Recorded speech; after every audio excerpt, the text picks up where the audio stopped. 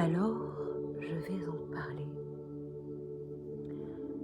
de Sehi Zadan, d'après la traduction en anglais de John Ernessy et Ozapkin. Alors, je vais te parler, je vais en parler de l'œil vert d'un démon dans le ciel coloré. Un œil qui épie en marge du sommeil d'un enfant. L'œil d'un malade dont l'excitation remplace la peur.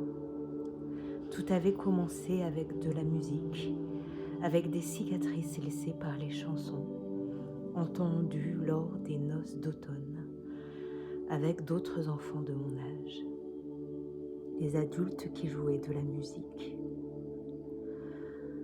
L'âge adulte définit par cela la capacité de jouer de la musique, comme si quelques notes nouvelles, responsables du bonheur, apparaissaient dans la voix. Comme si ce talent était inné en l'homme, être à la fois chasseur et chanteur. La musique est le souffle caramel des femmes, la chevelure au parfum de tabac d'homme, qui, mélancolique, se prépare au combat, au couteau contre le démon qui vient de gâcher la noce. La musique en deçà du mur du cimetière, les fleurs qui poussent dans les poches des femmes, les écoliers qui jettent un œil furtif dans les chambres de la mort. Les sentiers les plus battus mènent au cimetière et à l'eau. Tu ne caches que les choses les plus précieuses dans le sol. L'âme qui mûrit de colère, les cœurs en porcelaine des parents qui sonneront comme les chansons d'une chorale d'écoliers. Je vais en parler. Des instruments avant de l'angoisse, de la cérémonie de noces, aussi mémorable que l'entrée à Jérusalem. Règle le rythme brisé du psaume de la pluie sur ton cœur. Les hommes dansent comme ils éteignent un feu de steppe avec leurs bottes.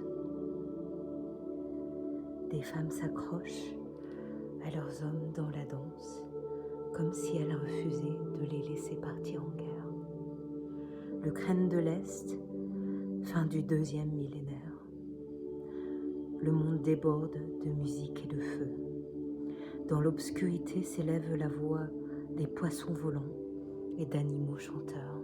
Depuis, presque tous ceux qui s'étaient mariés sont morts. Depuis, les parents des gens de mon âge sont morts.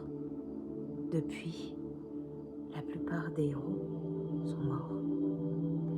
Le ciel se déploie, amer comme dans les romans de Gogol, en écho.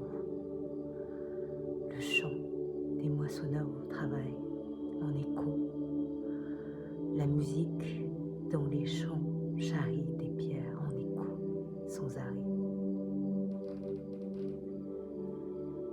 Sheryl Zadan, Sheryl Vitorovich Zadan, est née le 23 août 1974 à Starobilinsk et l'un des piliers de la littérature ukrainienne post-soviétique. L'œuvre de Zadan a fortement marqué les générations des lecteurs grandis dans les années 1990-2010 en lui assurant une exceptionnelle notoriété dans son pays, avant tout auprès des jeunes adultes. Ses œuvres font l'objet de traductions en plusieurs langues